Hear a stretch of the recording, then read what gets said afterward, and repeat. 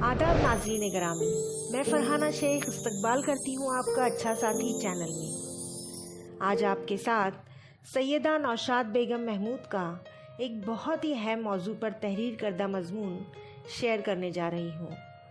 उन्वान है नौजवान नस्ल के मसाइल और वक्त का तकाज़ा। कई मरतबा सरपरस्त ये पूछते हैं कि बच्चों को सज़ा दी जानी चाहिए या नहीं।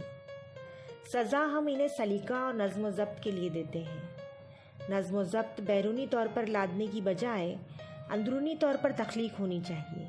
इससे ज़ाती तौर पर इन बातों का एहसास हो जाए तो वो ज़ाती सलीक़ामंदी कहलाएगी। बच्चों के मसाइल हल करने के तरीक़ेकार को ना हार ना जीत कहा जाता है। गुस्सावर दिमाग से कभी दुरुस्त राहें नहीं मिल सकती। हमसे झगड़ा करने के लिए बच्चे कोई हमारे दुश्मन तो नहीं है। अगर वो किसी बात पर नाराज़ होकर लड़ने झगड़ने वाला पैंतरा अख्तियार कर ले तो हम हंसकर बच्चे की पीठ पर हाथ फेरकर बात को समेट भी सकते हैं।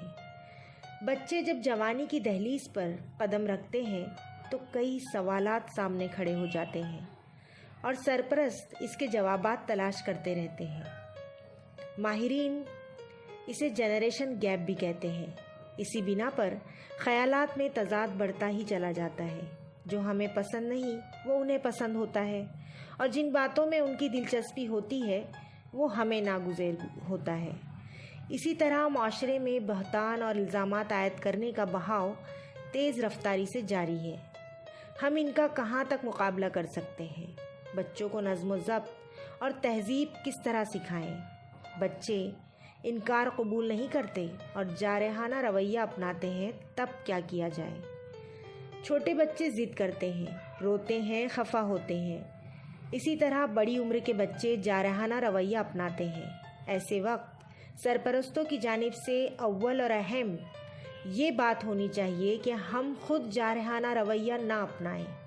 इस तरह बात मज़ीद बिगड़ सकती है और बच्चे बड़ों पर हाथ उठाने की हद तक आगे बढ़ जाते हैं। उसका गुस्सा ठंडा होने दें, फिर उससे बात करें। ऐसे किसी भी इश्तियाल अंगेज़ वाक़े के वक्त गुस्सा, झगड़ा, मारामारी और बुरे अल्फाज की अदायगी से परहेज़ करें। हमेशा हमारी ये उम्मीद होती है कि बच्चे हमारी बात को समझ लें कि हम क्यों इस काम को करने से इनकार कर रहे हैं, लेकिन गुस्से और तैश की हालत में ये होना मुमकिन नहीं है। ठंडे दिमाग से सोचकर अपने तर्ज़ अमल को तब्दील करें तो ये बात अक्ल व शऊर में आती है कि गुस्से और नाराज़गी से मसाइल मज़ीद उलझ जाते हैं।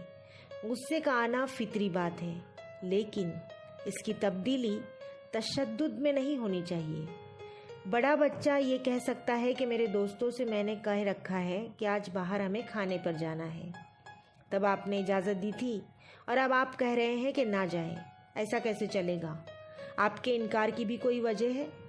चंद मेहमान घर पर खाने के लिए आ रहे हैं। आपको अपने बड़े बच्चे की मुआवनत की गर्ज है।